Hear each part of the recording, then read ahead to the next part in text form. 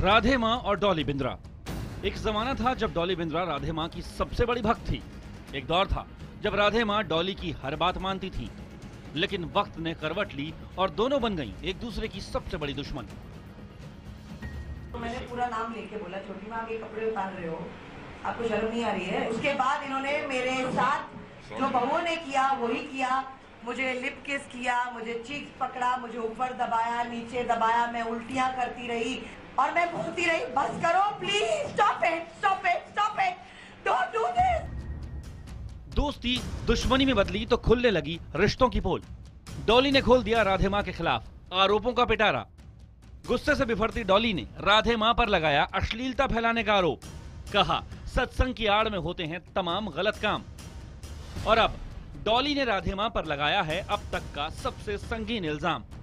देखिए राधे माँ और गंदी साजिश।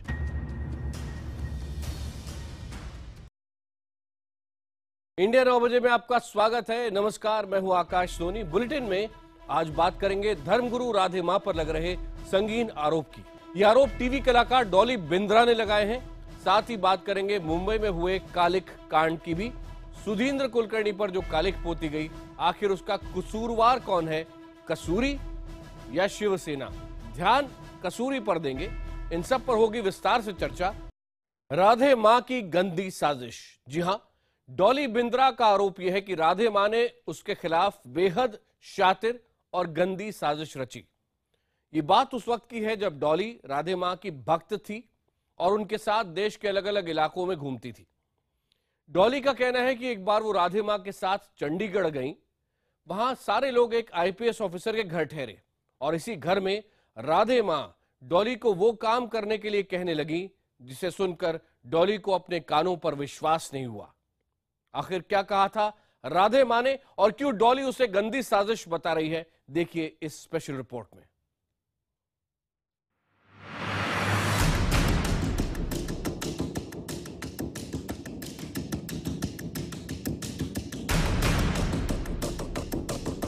हर वक्त सुर्ख लाल जोड़े में नजर आने वाली स्वयंभू धर्मगुरु राधे माँ अपने धार्मिक प्रवचनों के लिए कम और खुद से जुड़े विवादों को लेकर ज्यादा चर्चा में रहती हैं। उन पर एक के बाद एक संगीन आरोप लग रहे हैं। तमाम विवाद उनके नाम से जुड़ चुके हैं। टीवी कलाकार डॉली बिंद्रा ने तो बाकायदा राधे माँ के खिलाफ मोर्चा खोल रखा है। डॉली आए दिन राधे माँ पर आरोप मढ़ रही हैं।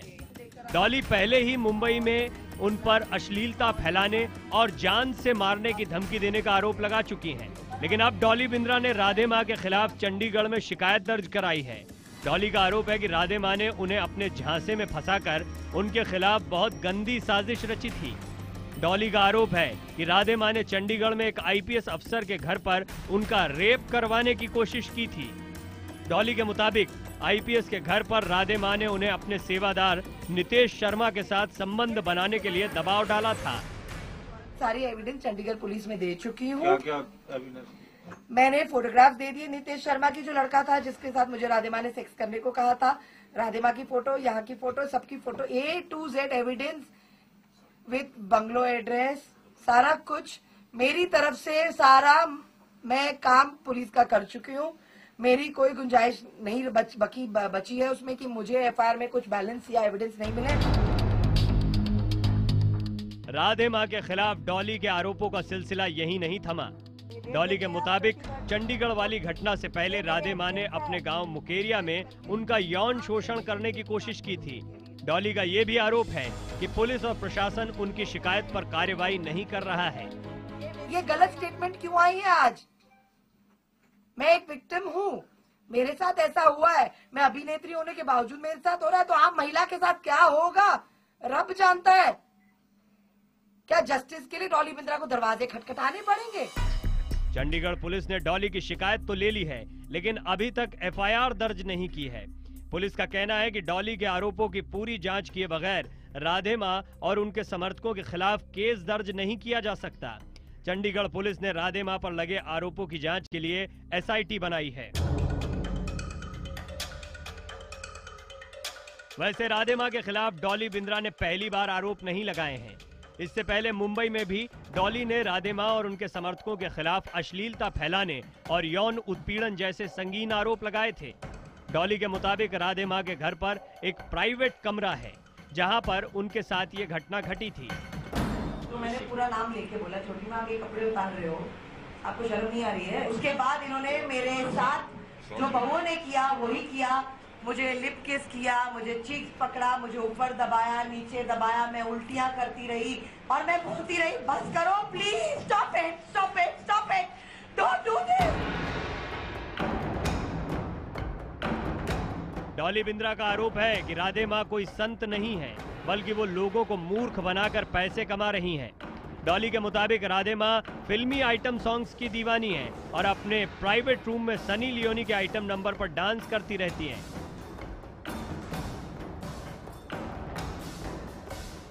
कोई बच्चा भी बता देगा कि ये कोई धर्मगुरु नहीं है भैया, ये तो गलत काम है।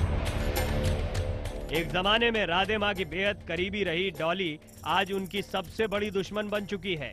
राधे मां का भी कहना है कि डॉली ने उन्हें बहुत दुख दिए हैं।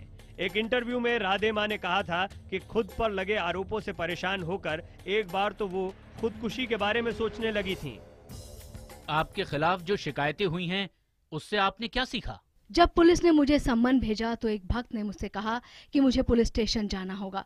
ये सुनकर मैं हैरान रह गई और सोचने लगी कि मुझे किस गलती की सजा मिल रही है। मैंने सोचा कि मैं खुदकुशी कर लूं, लेकिन तभी मुझे लगा कि अगर मैंने गलती की है तो मुझे सजा का भी सामना करना चाहिए। मुझे सबसे ज्यादा दुख डॉली बिंद्रा ने पहुंचाया है। मैंने उसे सुधारने की बहुत कोशिश की। वो मेरे कार्यक्रमों में हमेशा चीखती रहती थी, गाली गलौज करती थी। जो भी भक्त मुझे देते वो सब कुछ ले जाना चाहती थी। मैं उसे सब कुछ इस उम्मीद में देती रही कि एक दिन वो अच्छी इंसान बन जाएगी। लेकिन एक दिन उसने मुझे इतना रुलाया कि मैं खुदकुशी करने तक की सोचने लगी। वो चाहती थी कि सब उसे तवज्जो दें। वो खुद राधे मां बनना चाहती थी। राधे मां का ये दावा भी है कि डॉली ने उनके सेवादार संजीव गुप्ता से 5 लाख रुपए उधार लिए थे। जब उन्होंने डॉली से पैसे लौटाने को कहा, तब से ही वो उनके खिलाफ खड़ी हो गई। डॉली एक के बाद एक राधे मां पर आरोप लगाए जा रही है और राधे मां चुप्पी साधे हुए हैं। हालांकि चंडीगढ़ पुलिस का कहना है कि वो पूरी पड़ताल के बाद ही डॉली की शिकायत पर एफआईआर दर्ज करेगी। अब देखना यह है कि पुलिस की जांच में क्या सच सामने आता है। चंडीगढ़ से अमित चौधरी के साथ ब्यूरो रिपोर्ट, IBN 7।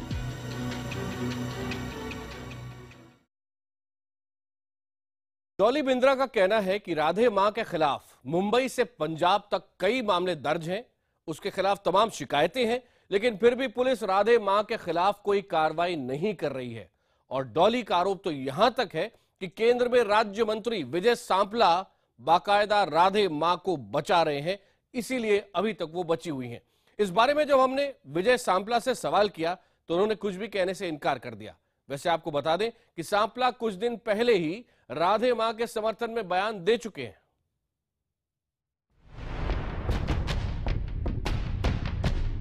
क्या राधे मां को कोई बचा रहा है? क्या राधे मां के सिर पर किसी राजनेता का हाथ है?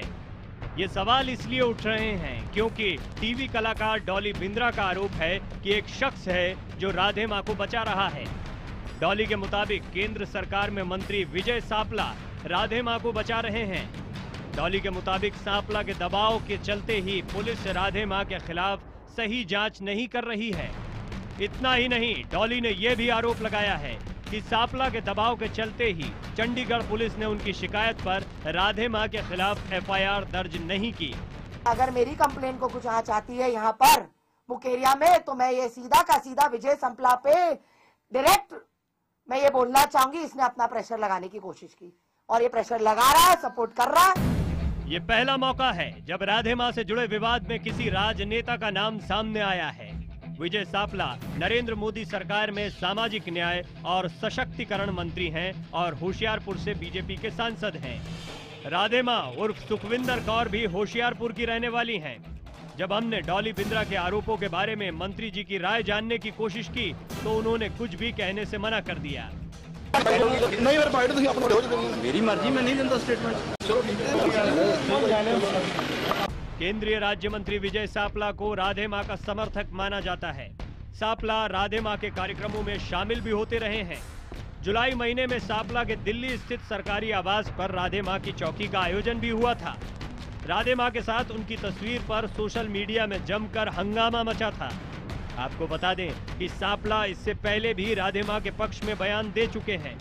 अगस्त महीने में जब राधे मां से जुड़े विवादों का सिलसिला शुरू हुआ था, तब उन्होंने कहा था कि राधे मां पर लग रहे आरोप बेबुनियाद हैं।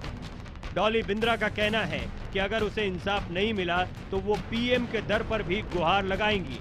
चंडीगढ़ से अमित चौधरी के साथ ब्यूरो रिपोर्ट, IBN 7।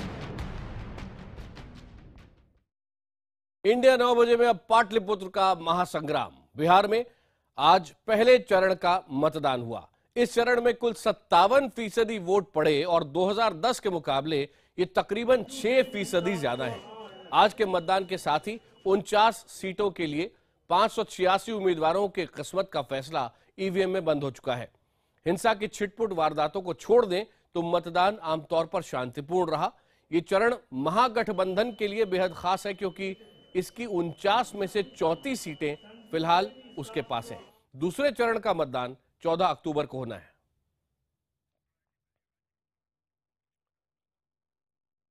और साथ ही साथ ये भी बेहद महत्वपूर्ण है कि बिहार के इस चुनाव में आज जब प्रधानमंत्री नरेंद्र मोदी बिहार में ही बोल रहे थे, भभुआ में बोल रहे थे, तो उन्होंने बाकायदा इस बात का जिक्र किया कि कैसे एक स्टिंग ऑपरेशन सामने आया है। उन्होंने सवाल उठाया कि भले ही नीतीश कुमार ने उस मंत्री के खिलाफ कार्रवाई कर दी हो, लेकिन कुल 5 लोगों के खिलाफ ये आरोप लगे हैं। साथ ही साथ प्रधानमंत्री नरेंद्र मोदी ने यह भी कहा कि नीतीश कुमार और लालू का साथ आना, इसके बावजूद बिहार में बीजेपी गठबंधन की जीत तय है। दूसरी ओर उनका जवाब देते हुए लालू ने एक बार फिर दावा किया कि महागठबंधन इस बार 180 सीटें कम से कम लेकर आएगा। साथ ही साथ लालू ने यह दावा किया कि नरेंद्र मोदी को अब हार सामने नजर आने लगी है, इसीलिए वो कह रहे हैं कि कहीं गड़बड़ी हो सकती है।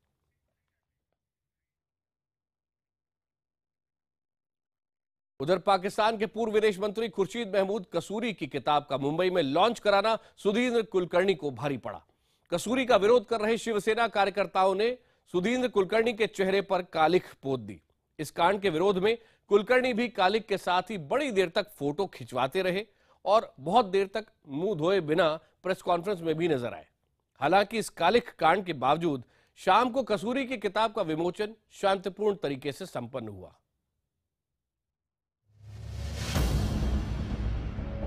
मुंबई में दिन दहाड़े सुधींद्र कुलकर्णी पर विरोध की कालिख पोत दी गई।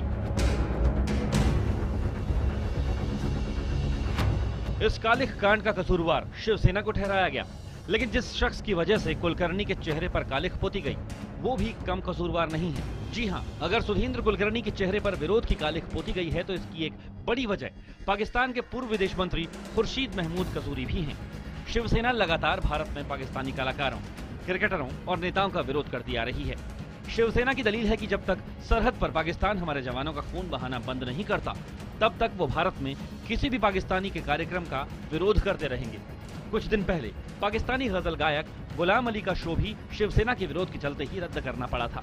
इस कालिख कांड को लेकर शिवसेना का विरोध हो रहा है, लेकिन कल तक जो कसूरी भारत के खिलाफ जहर उगलते थे, उन्हें मुंबई बुलाकर किताब बेचने का मंच देना कहां तक जायज माना जाएगा। कसूरी के पाकिस्तान का विदेश मंत्री रहते ही पाकिस्तान में हाफिज सईद जैसे आतंक के आका फलते फूलते रहे। मुंबई में जब IBN 7 संवाददाता ने कसूरी से आतंकवाद और हाफिज सईद के मुद्दे पर सवाल किया तो वो भड़क उठे। एक बात बताएं, गवर्नमेंट ऑफ पाकिस्तान जुडिशरी को रोक सकती है? जुडिशरी ने उनको छोड़ दिया, गवर्नमेंट ने तो पकड़ लिया था।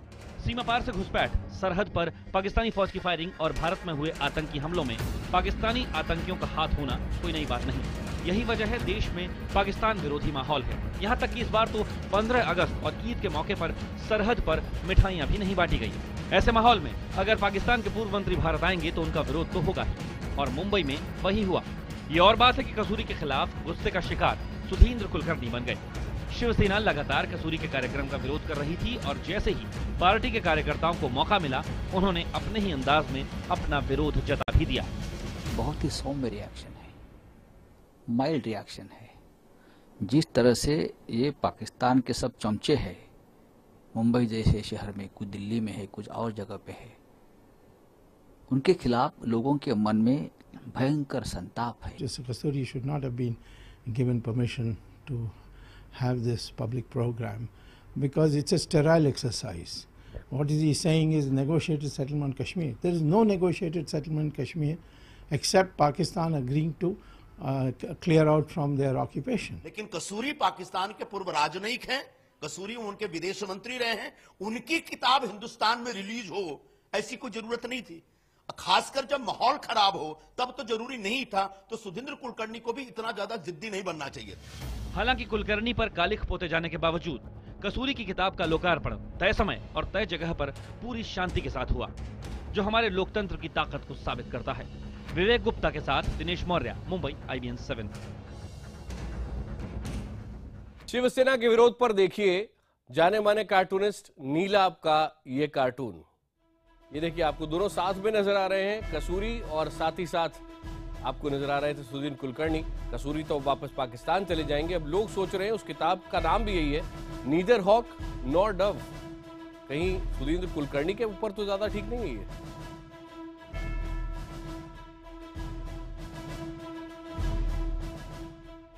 आप अपने निष्कर्ष निकाल सकते हैं। बहरहाल आगे बढ़ते हैं। देश के बिगड़ते सांप्रदायिक माहौल और असहिष्णुता के खिलाफ साहित्यकारों का साहित्य अकादमी सम्मान लौटाना लगातार जारी है। इस फहरिस्त में अब हिंदी के जाने माने कवि राजेश जोशी समेत कई और लोग जुड़ गए हैं। अंग्रेजी लेखक सलमान रश्दी भी इन लामबंद साहित्यकारों के समर्थन में उतर आए हैं। हालांकि सरकार का कहना है कि ये सब राजनीति से प्रेरित है।